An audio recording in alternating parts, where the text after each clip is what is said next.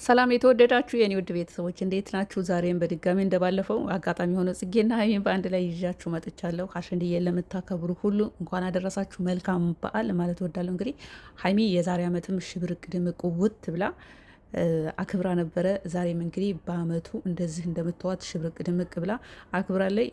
በጣም የሚያሳዝነው ነገር አሸንድዬ ለወንዶቹ አይፈቅድም እና ብሩክ በአዲ ልብስ እንግዲህ ሀይሚ ደግሞ በአሸንድዬ በዓል የባህል አልባሳት ተውባና አሸብርቃ ማታ ሙሉ ቪዲዮ ይለቀቅልናል። ይህ ለስቶሪ በኢንስታግራሟ ላይ ቲክቶክ ላይ ለቃ ይሆናል አላየሁም፣ እንግዲህ ይለቃለች።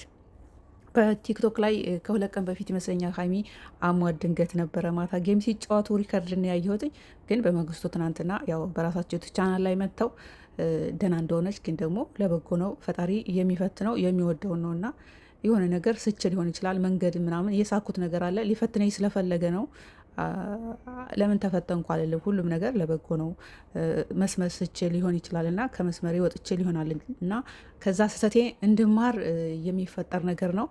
ያው ብዙም አታካብዱት ምናምን ብላለች። ያካበዳችሁ በጣም የደነገጣችሁ ምናምን ሰው ስላላችሁ ይህ በማንኛችንም ውስጥ የሚፈጠር ነገር ነው። ግን ያው ሀይሚ እንደምታዋት እረፍት የለሽ የስራ ሰው ስለሆነች ጊዜ የላትም። ብዙ ጊዜ ጊዜዋን በስራ ላይ ስለምታሳልፍ የጊዜ እጠት ስራ ላይ በጣም ኦቨር ስራ ላይ መጨነቅ፣ ለራሷ ቴኬር አለማድረግ፣ ጊዜ ያለመስጠት፣ ብዙ ጭንቆችን ሲደራረቡባት እንደዚህ አይነት ነገር ፌል ያደርጋል። ካሁን በፊትም በሚሰሯቸው ድራማዎች ውስጥ 3 ይመስለኛል አይሲንክ ወርቃለች። ያ ለድራማው አይደለም ግን በተፈጠረው ድንገተኛ ህመም ነው።